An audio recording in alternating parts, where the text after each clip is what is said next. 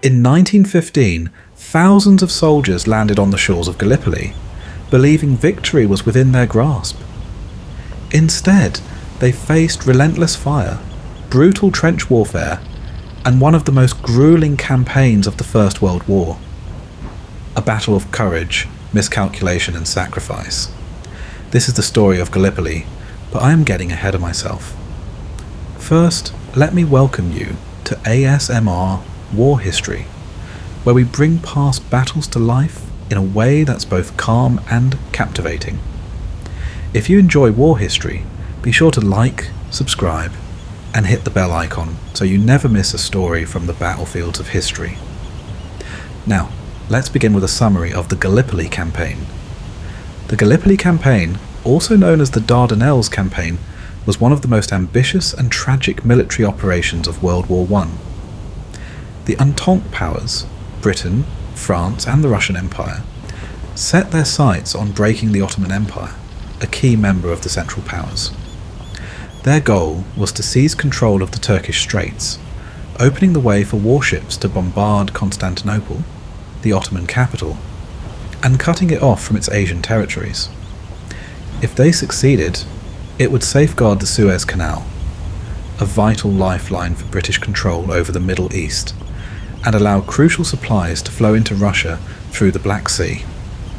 The campaign began in February 1915 with an attempt to force the Dardanelles Strait using a mighty fleet of Entente battleships. But Ottoman resistance and a deadly combination of naval mines and coastal artillery turned back the attack. Realising that naval power alone would not be enough, the Entente launched a full-scale amphibious invasion in April 1915, hoping to break through Ottoman defences on the Gallipoli Peninsula. For 8 grueling months, the beaches, hills and trenches of Gallipoli became a living hell. Fighting in the brutal heat of summer and the freezing cold of winter, soldiers on both sides endured relentless artillery barrages, bayonet charges and disease-ridden trenches. Casualties mounted, 250,000 men on each side, but the Ottoman defenders, under the leadership of Mustafa Kemal, held their ground. By January 1916, the Entente forces admitted defeat and withdrew, having gained nothing at a terrible cost. For the Ottoman Empire, it was a hard-fought victory, a symbol of resilience as their empire crumbled on other fronts. For Britain and its allies, it was a humiliating disaster, one that haunted its chief architect, Winston Churchill, for years to come. But the legacy of Gallipoli extended far beyond the battlefield. It forged a national identity for Australia and New Zealand, whose troops, the ANZACs, fought with legendary bravery. The anniversary of their landing, April 25th, became Anzac Day, the most sacred day of remembrance in both nations. For Turkey, Gallipoli was more than a victory. It was the spark that ignited a revolution. The campaign propelled Mustafa Kemal Ataturk into the spotlight, and within a decade, he would reshape the Ottoman ruins into the modern Republic of Turkey. Gallipoli wasn't just a battle, it was a turning point in world history, a collision of empires and a testament to courage, endurance and sacrifice. Now, let's rewind and explore the background of this epic campaign. On October 29th, 1914, 2 warships flying Ottoman flags set out across the Black Sea. But these were not just any Ottoman ships. They had once belonged to Germany, and they were about to pull the Ottoman Empire into the most destructive war the world had ever seen. The battlecruiser Yavuz Sultan Selim and the light cruiser Midilli launched a surprise raid on the Russian port of Odessa, bombarding the city and sinking several Russian ships. Just 2 days later, the Ottoman Empire officially entered the war, opening up a new front in the Caucasus against Russia. The British, reacting swiftly, bombarded Ottoman forts at Gallipoli, invaded Mesopotamia, and began considering an even more ambitious plan: the idea of forcing the Dardanelles straight. This wasn't the first time Britain had entertained the idea of an amphibious landing in Ottoman territory. Before the Dardanelles campaign was even conceived, British strategists had discussed an invasion at Alexandretta, a key railway hub in the Ottoman Empire. The plan, backed by Field Marshal Earl Kitchener, would have severed Constantinople from its southern provinces, cutting off the empire from Syria, Palestine, and Egypt. The port was home to a large Christian population, and a successful landing there would have divided the Ottoman Empire in two. But politics, as much as strategy, dictated the course of war. France opposed the idea. Alexandretta lay within their sphere of influence, and they were unwilling to let British troops operate there. Britain had agreed to these spheres back in 1912, and the plan was abandoned. Instead, British commanders turned their attention to another target, the Dardanelles. By late 1914, the war on the Western Front had devolved into a bloody stalemate. The initial offensives had given way to trench warfare, with both sides suffering enormous casualties at Ypres and the Marne. Meanwhile, Germany and Austria-Hungary had severed Russia's overland trade routes, cutting the Eastern Front off from critical supplies. The Baltic Sea was blockaded by the Imperial German Navy, the White Sea in the Arctic was frozen over, and the Sea of Okhotsk in the Far East was simply too far from the fighting. That left only one remaining lifeline, the Black Sea, and the only way into the Black Sea was through the Dardanelles, controlled by the Ottoman Empire. Had the Ottomans remained neutral, Russia could have continued receiving supplies through the straits. But with their entry into the war, the Dardanelles were sealed shut. By November 1914, the Ottoman military began mining the waterway, cutting Russia off from its allies. In France, the politician Aristide Briand pushed for a preemptive attack on the Ottoman Empire, but his idea was dismissed. At the same time, the British government tried to bribe the Ottomans into joining the Entente. That effort also failed. But one man wasn't ready to give up on the Ottomans just yet. Winston Churchill, First Lord of the Admiralty. Looking at outdated reports of Ottoman troop strength, he became convinced that a naval attack on the Dardanelles could work.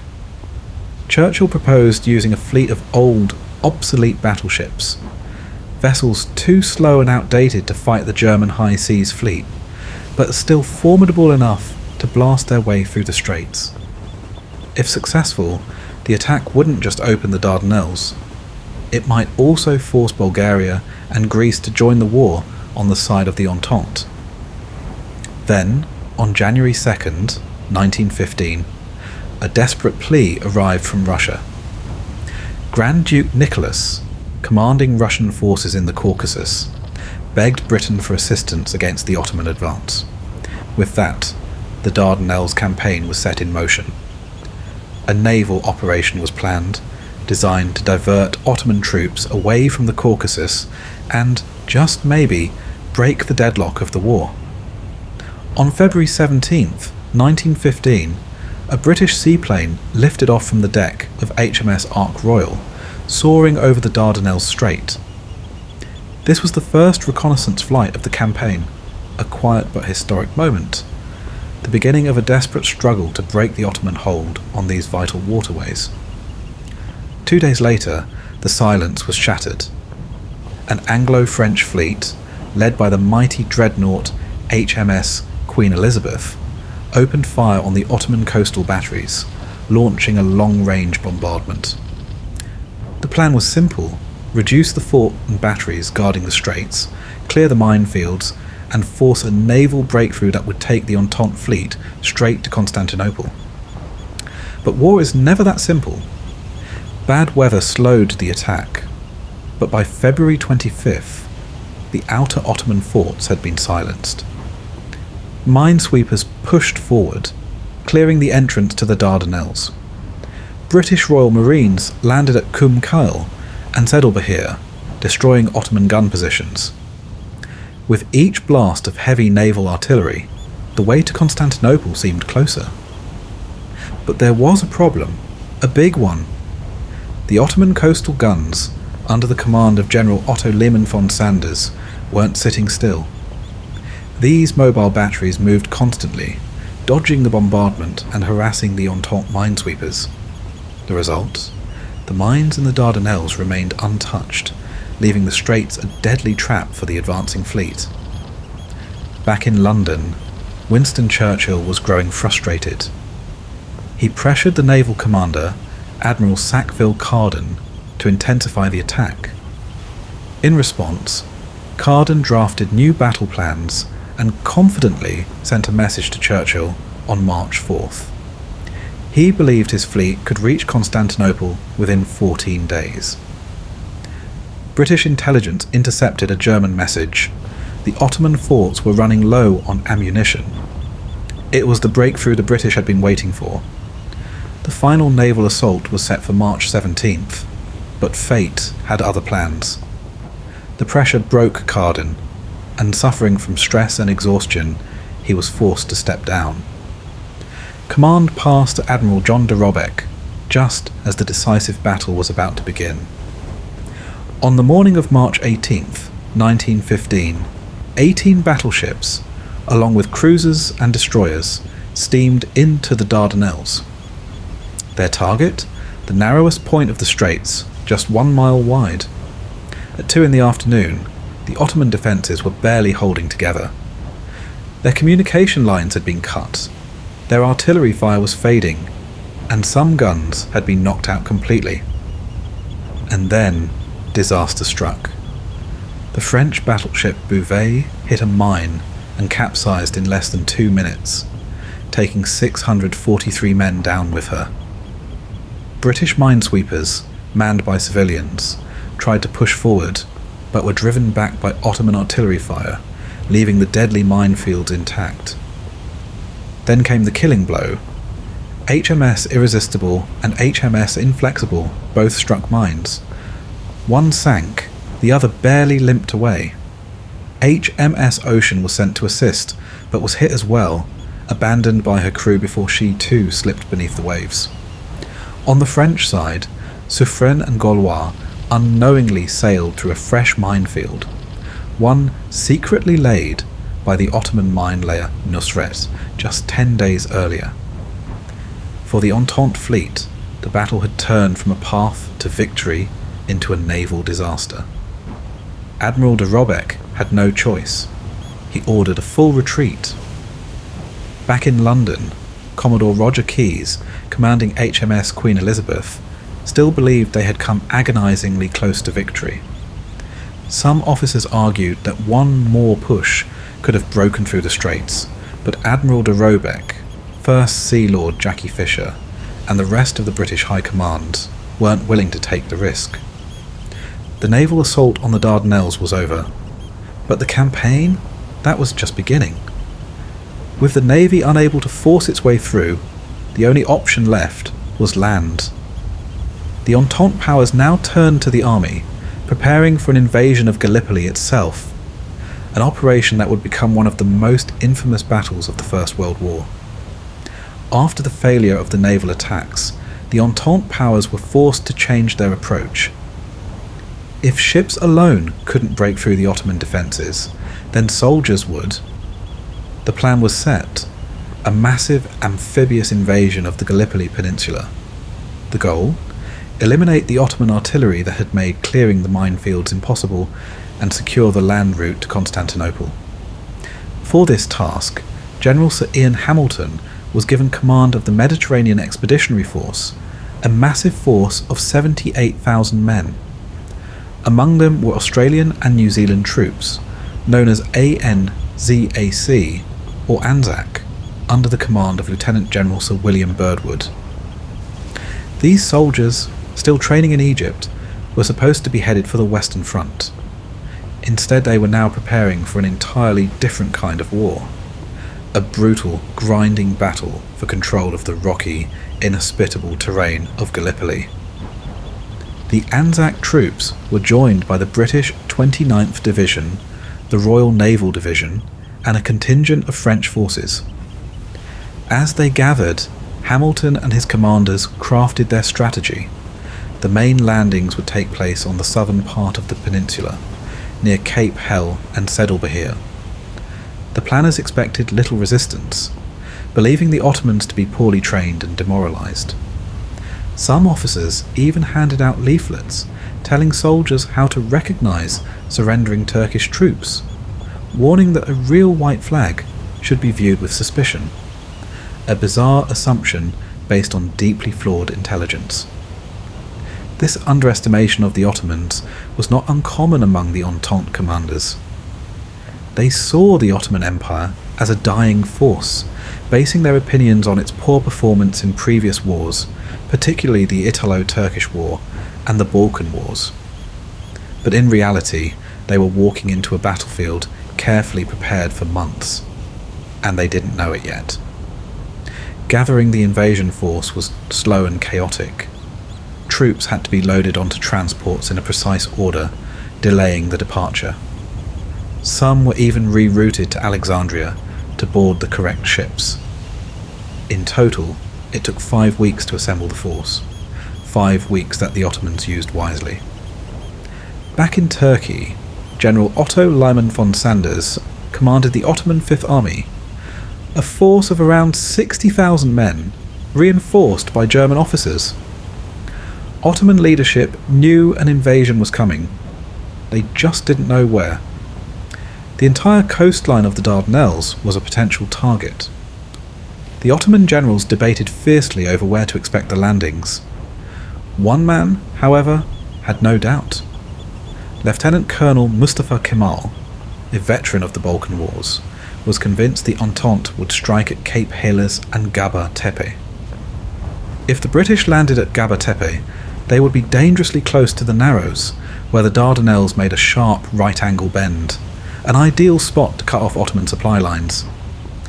But Liman von Sanders disagreed. He believed the Asiatic coast at Besika Bay was the most likely target.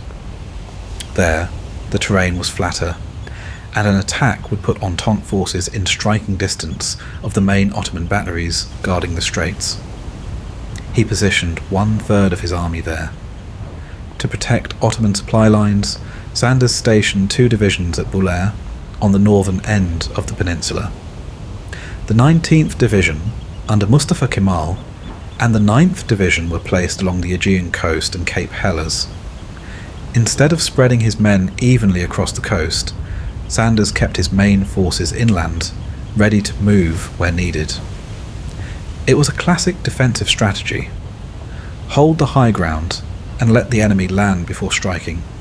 But Kemal disagreed. He saw the flaw in this plan. If the British and Anzac forces landed in force, they could dig in before reinforcements arrived. To Kemal, the only way to win was to stop the Entente on the beaches. But his superior officers didn't listen. As the weeks dragged on, Ottoman engineers dug trenches, wired the beaches, and built makeshift mines using torpedo warheads. German officers oversaw artillery placements, ensuring that Ottoman guns could strike from above. Road networks were improved, so reinforcements could move quickly and under cover of night, evading Entente reconnaissance planes. Meanwhile, the British still believed they were marching toward an easy victory. By early April, Hamilton and his headquarters arrived at Mudros. The Anzac Corps departed from Egypt, assembling on the Greek island of Lemnos, where they conducted practice landings.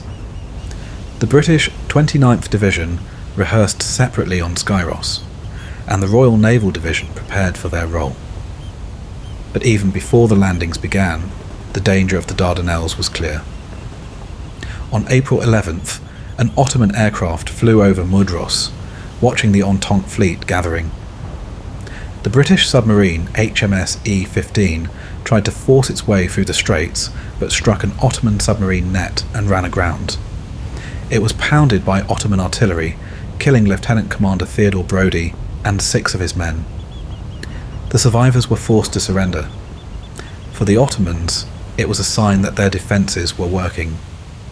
For the British, it was a reminder that this campaign would not be as easy as they once thought. The Entente powers had devised an ambitious plan: secure the northern shore of the Dardanelles, capture the Ottoman forts and artillery batteries, and open the way for a naval advance to Istanbul. It was meant to be a decisive blow to the Ottoman Empire, one that would force its surrender and change the course of the war. Originally scheduled for April 23rd, the landings were postponed 2 days due to bad weather. The main force, the British 29th Division, would land at Cape Helles on the southern tip of the Gallipoli Peninsula, while the Anzac forces, led by the 3rd Australian Infantry Brigade, would land north of Gaba Tepe. Their mission: cross the peninsula, cut off the Ottoman troops at Kilit Bahir, and prevent reinforcements from reaching Cape Helles. To confuse the Ottoman defenders, the French launched a diversionary attack at Kum Kale on the Asian shore, while the Royal Naval Division simulated landing preparations at Bulair in the north. New Zealand officer Bernard Freyberg even swam ashore under fire to light flares, luring Ottoman troops away from the real landings, a daring act that would later earn him the Distinguished Service Order.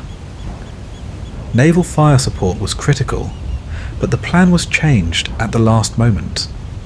Instead of bombarding the beaches, the Entente fleet targeted the ridges beyond the landing zones. The beaches were only lightly shelled before the landings, leaving Ottoman defences intact. No clear orders were given to the captains of the support ships, forcing them to act on their own initiative. At V and W beaches, the lack of covering fire would prove devastating, while at S, X and Anzac beaches, naval fire would offer some relief. By April 24th, the troops were loaded onto transport ships. The plan was simple but daring: approach under cover of darkness, land at dawn, and take the Ottoman forces by surprise. But the Ottomans were already watching.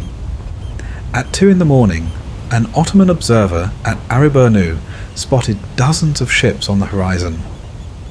Captain Faik, commanding a company from the 27th Infantry Regiment, confirmed the sighting and immediately reported it to his superior, Ismet Bey. By 3 a.m, the moon disappeared behind the clouds, and the ships vanished from sight. The Ottoman commanders hesitated. Was this the real invasion, or just a distraction? Meanwhile, General Lyman von Sanders, commander of the Ottoman Fifth Army, was at Bulair, convinced that the main attack would land there. For 2 days, he remained in Bulair with the 5th Division, distracted by a handful of Entente warships. His absence delayed critical decisions, throwing the Ottoman defensive strategy into disarray. By 4 a.m, the first wave of Entente troops, the 3rd Australian Infantry Brigade, began their descent toward the shore. But something went terribly wrong.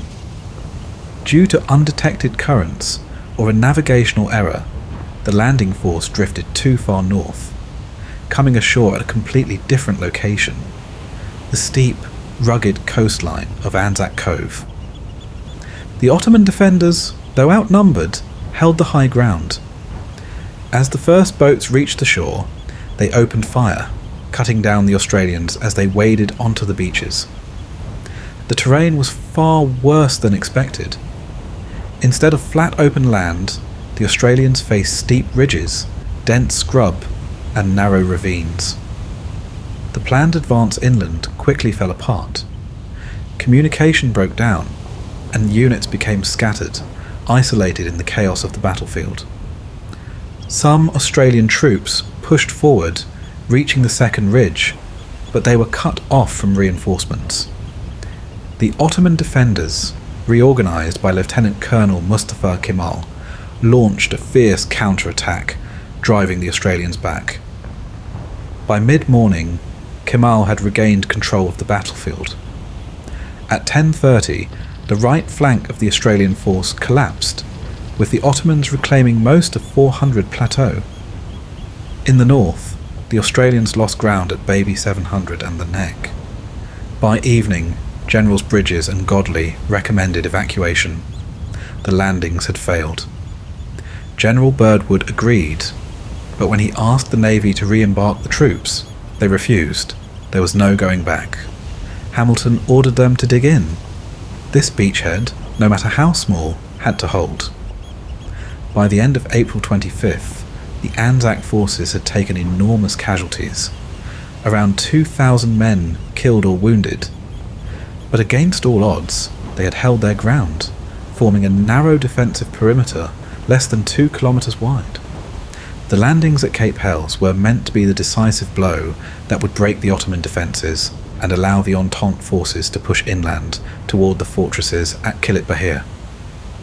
The British 29th Division, commanded by Major General Aylmer Hunter Weston, would land at 5 separate beaches, designated S, V, W, X and Y, spanning the southern tip of the Gallipoli Peninsula. At Y Beach, the Entente forces landed unopposed. They pushed forward and even reached the village of Krithia, where only a small Ottoman garrison stood in their way. The road to victory was open, but hesitation proved fatal. Lacking orders to press forward, the British troops withdrew back to the beach. It was a moment of lost opportunity, as Ottoman reinforcements from the 25th Regiment soon arrived, sealing off the village and ending any chance of an early breakthrough. The Entente would never get that close again. But the real battle was fought at V and W beaches, where fierce Ottoman resistance turned the landings into a slaughterhouse. At V Beach, the Royal Munster Fusiliers and Hampshire Regiment attempted a bold amphibious assault. A coal transport ship, SS River Clyde, had been converted into a makeshift landing craft designed to run aground beneath the Ottoman fortress of Sedel Bahir, allowing troops to disembark quickly along ramps. But the plan collapsed almost instantly. The Ottoman machine gunners, positioned in fortified positions overlooking the shore, turned V Beach into a killing ground. As the first waves of Royal Dublin Fusiliers attempted to land in open boats, they were cut down before they even reached the shore.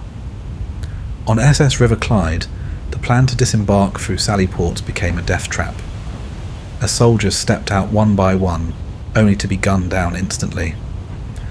Of the first 200 men who tried to land, only 21 reached the beach alive. At W Beach, the Lancashire Fusiliers faced a similarly brutal reception. The shore was lined with barbed wire, and the Ottoman defenders occupied high ground overlooking the entire landing zone. As the Lancashires waded ashore, they were hit with withering fire. The casualties were staggering. Out of 1,000 men, 600 were killed or wounded. But against all odds, the survivors pressed forward. The Lancashires charged the Ottoman positions, fighting hand-to-hand with bayonets and rifle butts. Slowly, yard by yard, they overwhelmed the defenders.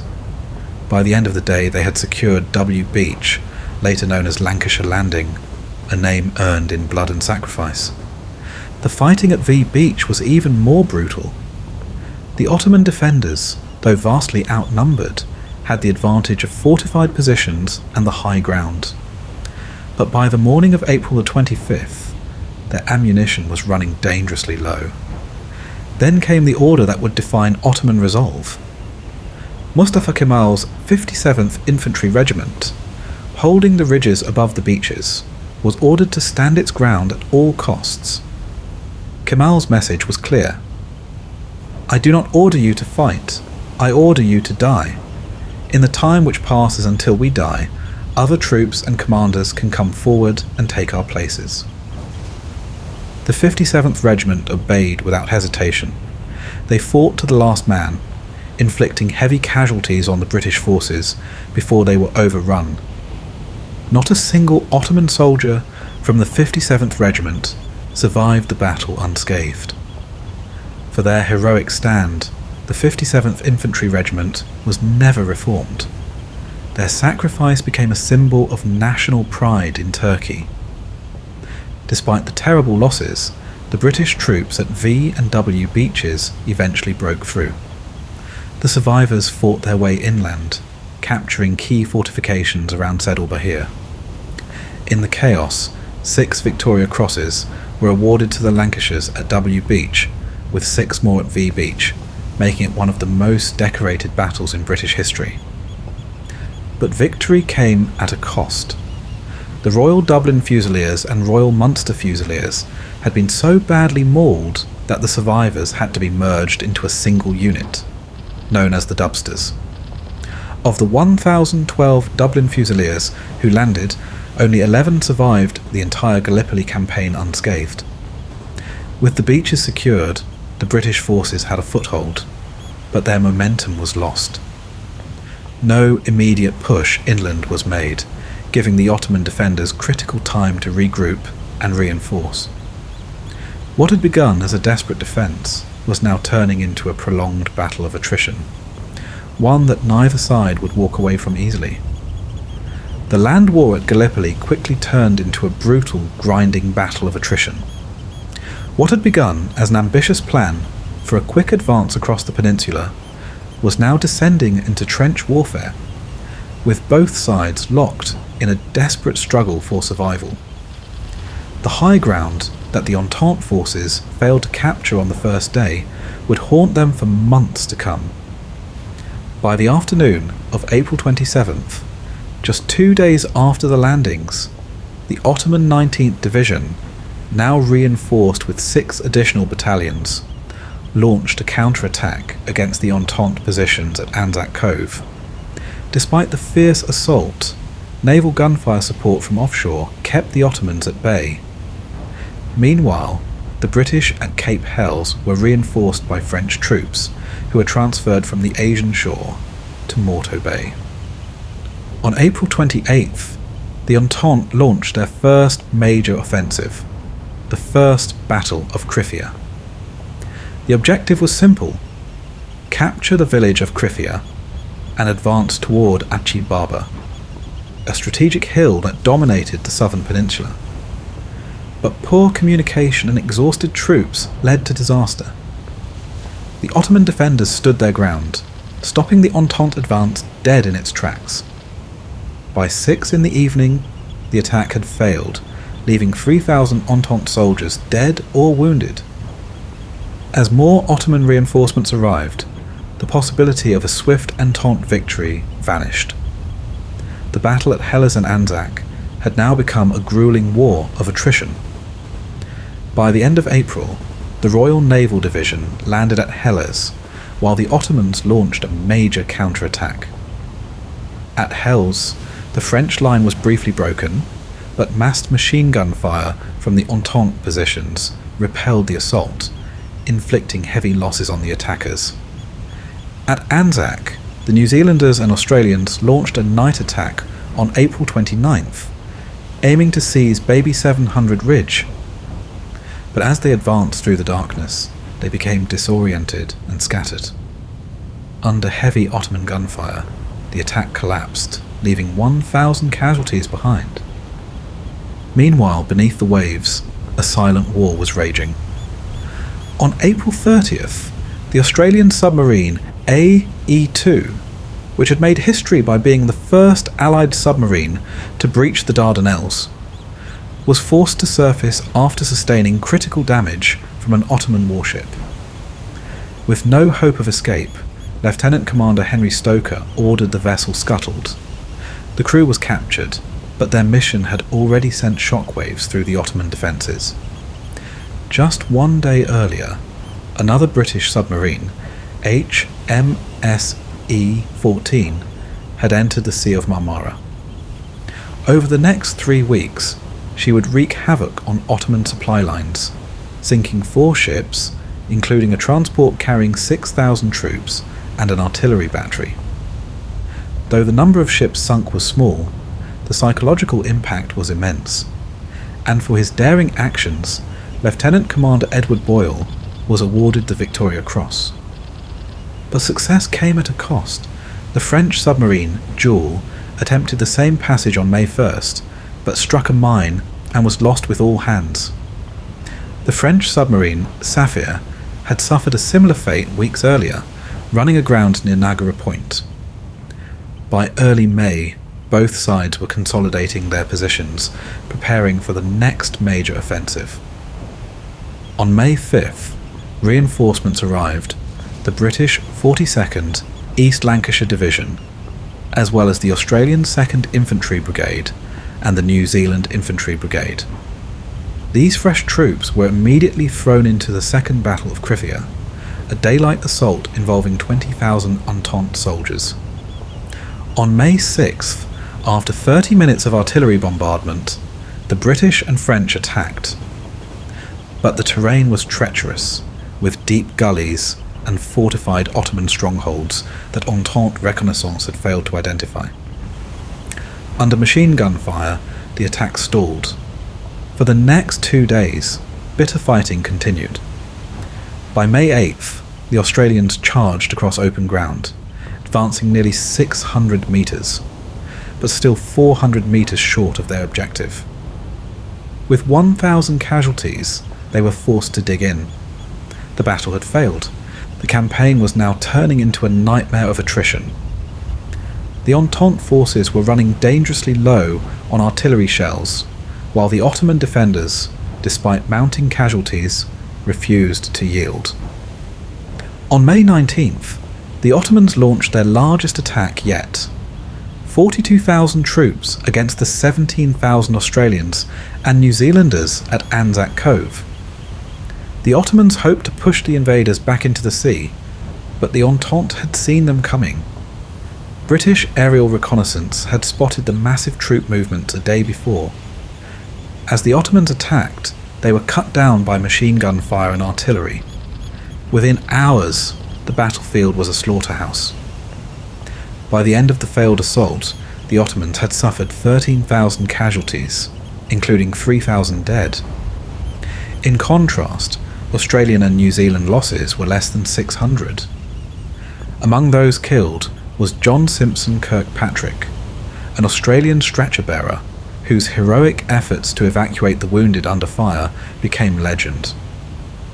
The losses were so catastrophic that a temporary truce was arranged on May 24th, allowing both sides to bury their dead. Much like the Christmas truce of 1914 on the Western Front, soldiers from both sides emerged from their trenches, laying down their arms to retrieve the fallen. It was a moment of eerie peace, one that would never be repeated. Meanwhile, at sea, the Ottomans struck back. On May 13th, the battleship HMS Goliath was torpedoed and sunk by the Ottoman destroyer Muavene Emilia, killing 570 British sailors. Just days later, a German submarine, U-21, arrived in the area. On May 25th, HMS Triumph was sunk, followed by HMS Majestic on May 27th. The loss of these battleships forced the British to pull their fleet back to Imbros, where they were kept tethered between missions, effectively neutralising Entente naval firepower at Helles. But the Entente submarines weren't done yet. On May 18th, HMS E11 slipped through the Dardanelles. Over the next few weeks, she sank or disabled 11 ships, including 3 in a single day on May 23rd. In a daring raid, she even entered Constantinople harbour, sinking a gunboat and damaging the Ottoman arsenal. Despite their devastating losses, the Ottoman defences held firm. Supplies were running low, but Ottoman forces had learned their lessons from the failed frontal assaults in May. Instead of massive offensives, they turned to tunnelling and mining operations. On May 29th, they detonated a massive mine beneath Quinn's post at Anzac Cove and launched a fierce assault. The Australian 15th Battalion was forced back, but by the end of the day, counterattacks had regained lost ground. By early June, the fighting had settled into an agonising stalemate. The trenches at Anzac and Helles had become no man's land, where grenades and sniper fire were the only means of attack. The original plans for a quick campaign were long gone. Gallipoli was now a war of endurance. The Entente's failure to capture Krithia or break through the Helles front led General Ian Hamilton to devise a bold new plan. His objective? Seize the Sari Bair range and capture the high ground at Hill 971, a dominant position above the battlefield. Both sides had reinforced their armies. The Entente expanded from 5 divisions to 15, while the Ottomans had grown from 6 divisions to 16. With this build-up, the campaign entered a decisive new phase. The plan called for a fresh landing by 2 infantry divisions from the 9th Corps at Suvla Bay, about 5 miles north of Anzac.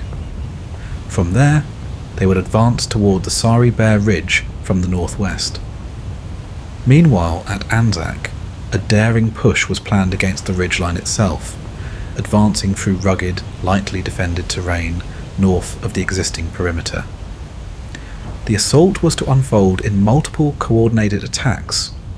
Australian light horsemen of the 3rd Light Horse Brigade would charge the Ottoman positions at Baby 700 from the neck. Meanwhile, New Zealanders of the New Zealand Infantry Brigade would scale Rhododendron Ridge, pushing through the apex and the farm to seize the summit of Chunuk Bair. At the same time, Gurkhas of the 29th Indian Brigade, along with the Australians of the 4th Infantry Brigade, were ordered to take Hill 971. Above the battlefield, air support played a growing role. The Entente now had 40 aircraft, mostly from the 3rd Wing of the Royal Naval Air Service, operating out of Imbros and Tenedos. These included Farmans and Nieuport fighters, replacing the aging Voisins. The Ottomans had 20 aircraft, with 8 stationed at Kanakkale. Entente pilots provided reconnaissance, directed naval gunfire, and carried out bombing raids against Ottoman reinforcements. In one daring operation, a seaplane from the British ship Ben Mai Tree struck an Ottoman tugboat with an aerial torpedo, the first recorded use of such a weapon in combat. The Suvla Bay landings began under cover of darkness on the night of August 6th. Opposition was light, but British Commander Lieutenant General Frederick Stopford hesitated, issuing only limited objectives. His failure to press forward immediately left the British stalled on the beaches. This delay allowed the Ottomans to rush reinforcements into the hills, securing the Anafarta heights and preventing the British from advancing inland. The opportunity for a breakthrough was lost, and Suvla quickly became another static battlefield of trench warfare. While the landings were underway, diversionary attacks unfolded elsewhere.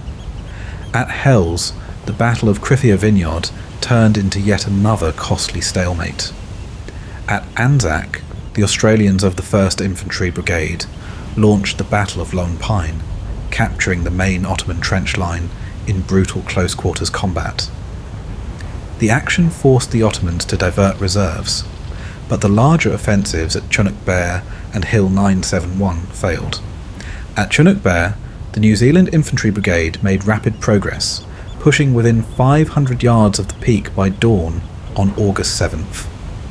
But taking the summit proved far more difficult. At the same time, the Australians of the 3rd Light Horse Brigade charged at the neck, expecting to catch the Ottomans in a pincer attack. The timing, however, went disastrously wrong. The opening artillery barrage lifted 7 minutes too early, alerting the defenders. When the Australians surged forward, they were met with devastating rifle and machine gun fire. The charge was a massacre. Meanwhile, the attack on Hill 971 never materialised.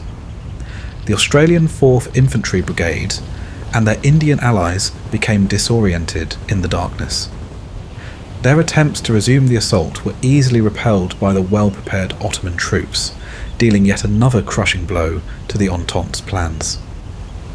Despite these setbacks, the New Zealanders held Chunuk Bair for 2 days before being relieved by 2 British battalions from the Wiltshire and Loyal North Lancashire regiments. But on August 10th, the Ottomans counterattacked. Led by Mustafa Kemal, they surged up the heights and swept the British from the summit.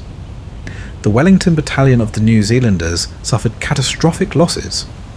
Of the 760 men who reached the top, only 49 remained unscathed.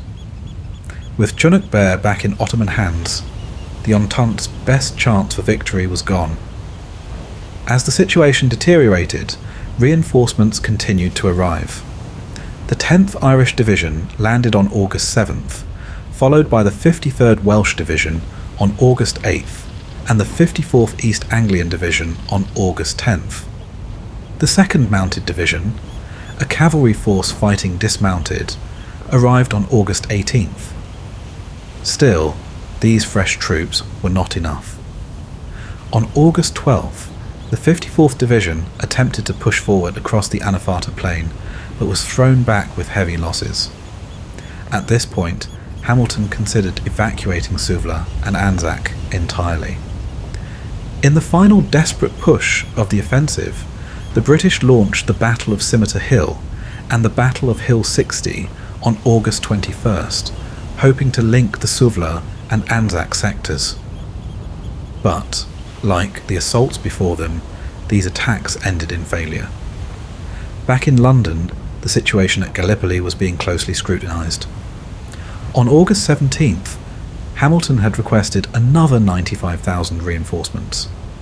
The very next day, however, the French announced plans for a major autumn offensive on the Western Front, and British leaders decided to support it at all costs.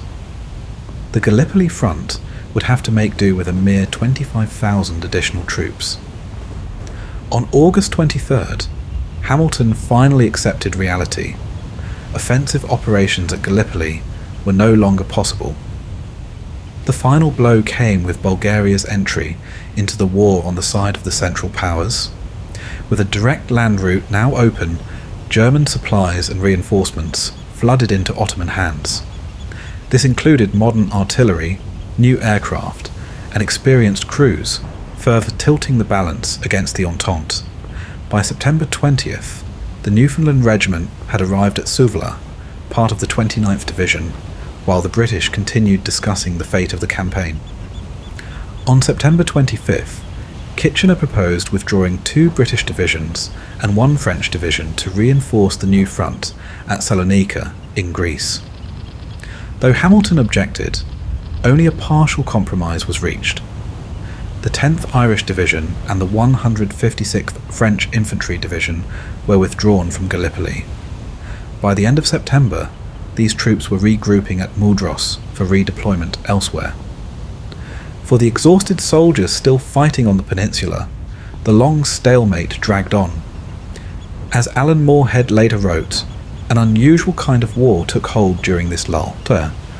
Along some sections of the line, an old Ottoman batman was permitted to hang his unit's laundry on the barbed wire undisturbed. Soldiers on both sides exchanged gifts, dates and sweets from the Ottoman trenches, cans of beef and cigarettes from the Entente. But despite these small moments of human connection, conditions at Gallipoli worsened with each passing day. The summer heat, combined with inadequate sanitation, caused a fly epidemic. Unburied corpses rotted in no man's land, filling the air with an unbearable stench. Dysentery swept through the trenches, striking down both Entente and Ottoman troops alike. With supplies limited, soldiers struggled to find food and clean water. The once ambitious Gallipoli Campaign had become a brutal war of attrition, one that neither side could afford to continue much longer.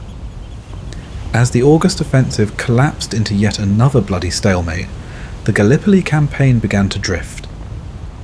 Ottoman success on the battlefield was now shaping public opinion back in Britain. Reports of failure, smuggled out by journalists like Keith Murdoch and Ellis Ashmead Bartlett, painted a grim picture of the campaign. British officers like General Stopford also voiced their discontent, further adding to the growing calls for withdrawal. By October 11th, the idea of evacuation was formally raised. General Hamilton resisted, fearing the damage it would do to Britain's reputation. But before long, the decision was taken out of his hands. Hamilton was dismissed and replaced by Lieutenant General Charles Monro. By then, winter was setting in. The sweltering heat of summer gave way to howling gales, freezing rain, and bitter snowstorms.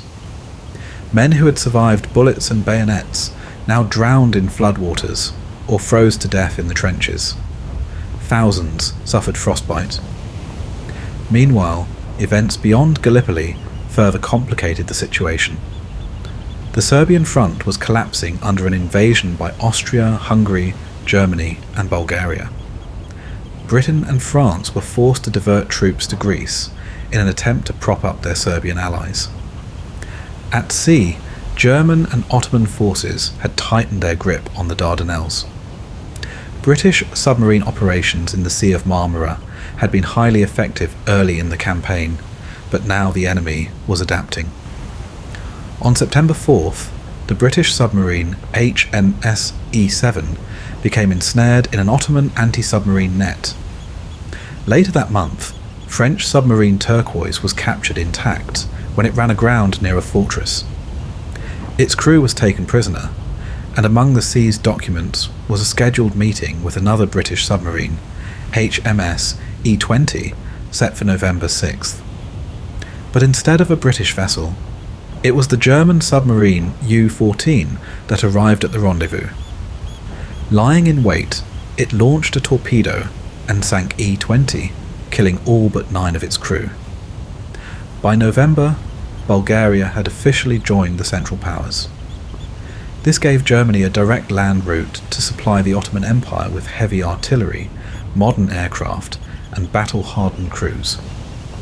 With rearmament underway and winter setting in, Monroe presented his report to Lord Kitchener, who personally visited the region to assess the situation. The evidence was undeniable. Withdrawal was the only viable option. The British cabinet agreed, and in early December the evacuation was set in motion. But there was one final looming fear. With the trenches of Gallipoli so close together, a withdrawal under enemy fire could be catastrophic. Some estimates suggested that as many as 30,000 men could be lost in the retreat.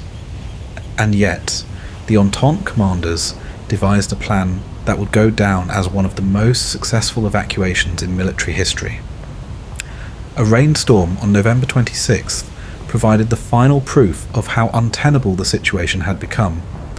Torrential downpours flooded trenches and washed unburied corpses into the lines. Days later, a blizzard swept in, freezing more men to death.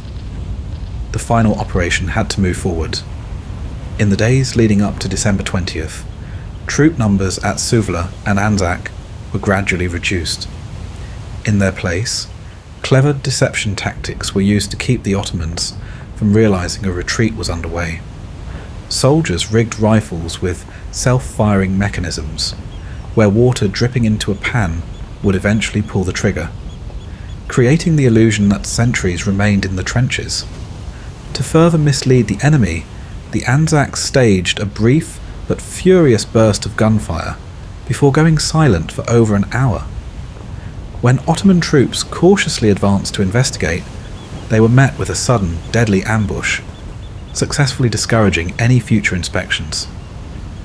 As the last boats departed under cover of darkness, not a single Australian life was lost on the final night. However, vast quantities of supplies and equipment fell into Ottoman hands. Helles, however, was another matter. Unlike Anzac Cove and Suvla, where the Ottomans had been caught off guard, they were now watching for signs of a withdrawal. But Britain had already made its decision. On December 28th, orders were given to evacuate. Sanders, now aware that an evacuation was imminent, launched an attack on January 7th. British forces at Gully Spur endured heavy Ottoman artillery and infantry assaults, but the attack ultimately failed. The following night, under the cover of darkness and naval gunfire, British troops pulled back from their trenches, using makeshift piers to board transport boats. The final troops departed from Lancashire Landing at around 4 in the morning on January 8th, with remnants of the Newfoundland Regiment staying behind to cover the withdrawal before leaving on January 9th. Despite dire predictions, the operation had been a remarkable success. Over 35,000 troops, 3,600 horses and mules, 127 artillery pieces, and 1,600 tons of supplies were extracted. However, 500 mules were killed to prevent them from falling into Ottoman hands, and over 15 heavy guns had to be left behind and destroyed. A premature explosion in a British ammunition cache resulted in one fatality, and a picket boat and lighter were lost in the final moments. At dawn, Ottoman forces retook Hels. The disastrous campaign had finally come to an end. But for the British, the ordeal was not yet over. In the days after the evacuation, Ottoman air defences had been reinforced by a squadron of German fighter pilots. British reconnaissance aircraft, now unescorted, paid the price. Just days after the last soldier left Gallipoli, 3 German Fokker Eindeckers intercepted and shot down 2 British naval aircraft, the first British flying casualties of the campaign. The Gallipoli Campaign, once envisioned as a swift and decisive victory, had ended in withdrawal. The Gallipoli Campaign had ended, but its consequences were only beginning to unfold. In its wake, the world was left to grapple with the staggering losses and the bitter lessons learned from months of bloodshed. Military analysts would later debate whether the campaign had been a crushing defeat or a stalemate, but one thing was clear: it had been a disaster for the Entente. The operation, plagued by poor planning, inadequate intelligence, and an over-reliance on untested forces, had failed to break through the Dardanelles. While the campaign had forced the Ottoman Empire to divert valuable troops and resources, it had also drained the Entente of men, weapons, and morale, at a time when the war in France demanded their full strength. The Ottomans, despite suffering immense casualties, emerged with newfound confidence. The victory at Gallipoli was seen as proof that they could stand against the might of Britain and France. That confidence would shape their military campaigns in the Middle East, where they went on the offensive, surrounding a British force at Kut al-Amara in Mesopotamia and threatening the Suez Canal in Egypt. Though their advance was eventually stopped, the psychological impact of Gallipoli had changed the course of the war.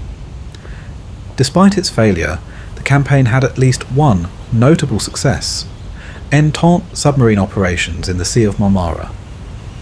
Between April and December of 1915, British and French submarines wreaked havoc on Ottoman supply lines, sinking 1 battleship, 1 destroyer, 5 gunboats, 11 troop transports, and over 148 supply vessels. This relentless assault crippled Ottoman logistics and nearly led to the collapse of their army at Gallipoli, but ultimately it was not enough to turn the tide. For the British leadership, the disaster at Gallipoli marked the end of the line for many key figures. General Ian Hamilton was recalled and never held another command. General Frederick Stopford, whose failure at Suvla Bay had doomed the August offensive, was permanently disgraced. But others, like General John Monash and Harry Chauvel of Australia, rose through the ranks, their leadership recognised and rewarded in later campaigns. In Britain, the political fallout was immediate. The campaign had already triggered a crisis in May of 1915, leading to the resignation of key military leaders and the formation of a new coalition government. Winston Churchill, one of the architects of the Dardanelles Plan, was demoted and later resigned from the government altogether, choosing instead to serve on the Western Front as an infantry officer. Prime Minister Herbert Asquith, blamed for the disaster, was forced out in December of 1916, replaced by David Lloyd George. A formal inquiry, the Dardanelles Commission, was established to investigate the failures of the campaign. Published in 1919, its findings revealed a grim picture: poor coordination, unrealistic expectations, and a shocking underestimation of the Ottoman defence had doomed the operation from the start. Though Hamilton emerged from the inquiry with some degree of sympathy, he would never again hold a position of command. The cost of the campaign was staggering. Over 100,000 men had died, 56,000 Ottoman soldiers, and around 53,000 from the Entente. Among them were 34,000 British troops, almost 9,000 Australians, and nearly 3,000 New Zealanders. In total, more than 500,000 men were killed, wounded, or struck down by disease. But it wasn't just the battlefield that claimed lives. Disease spread like wildfire through the trenches, as unsanitary conditions led to outbreaks of dysentery, typhoid, and trench fever. Over 90,000 British Empire soldiers were evacuated due to illness, and thousands died of disease before ever setting foot in combat. The Ottoman forces fared no better, with tens of thousands of troops succumbing to sickness in the miserable conditions of Gallipoli. Gallipoli left scars that stretched far beyond the battlefield. The campaign would shape the future of warfare, providing crucial lessons for amphibious operations. Military planners studied the failures at Gallipoli to prepare for future invasions, from the Normandy landings of 1944 to operations in the Pacific, and even the Falklands War in 1982. But Gallipoli's greatest impact was not military, it was national. For Australia and New Zealand, the campaign became a defining moment, marking their emergence as nations in their own right. Though they had fought under the British banner, the bravery of the Australian and New Zealand Army Corps, the Anzacs, became the foundation of a national identity. The concept of the Anzac spirit, courage, endurance, and mateship in the face of adversity, was born in the trenches of Gallipoli. Each year, on April 25th, Australians and New Zealanders gathered to honour the sacrifices of those who fought and died. Anzac Day, first observed in 1916, has since become a solemn day of remembrance, surpassing even Armistice Day in significance. Thousands make the pilgrimage to Gallipoli to attend the dawn service, standing where their ancestors once fought, surrounded by the silent graves of those who never returned. Today, the cemeteries and memorials of Gallipoli stand as a testament to the immense cost of war. Among them, the Commonwealth War Graves Commission maintains 31 cemeteries on the peninsula, preserving the resting places of thousands of British, Australian, and New Zealand soldiers. The Sanakali Martyrs Memorial honours the Ottoman troops who defended their homeland with unwavering resolve. For those who fought at Gallipoli, the campaign was more than just a battle. It was a trial by fire, one that forged legends and shaped nations. And though the guns fell silent more than a century ago, the memory of Gallipoli endures, a lasting reminder of courage, sacrifice, and the tragic cost of war. And that brings us to the end of this journey through the Gallipoli Campaign, a story of courage, sacrifice, and lessons that shaped the course of history. If you found this video informative and engaging, please consider supporting ASMR War History by liking, subscribing, and turning on notifications so you never miss an episode. Your support helps keep these stories alive. Thank you for watching, and as always, sleep well, my friends.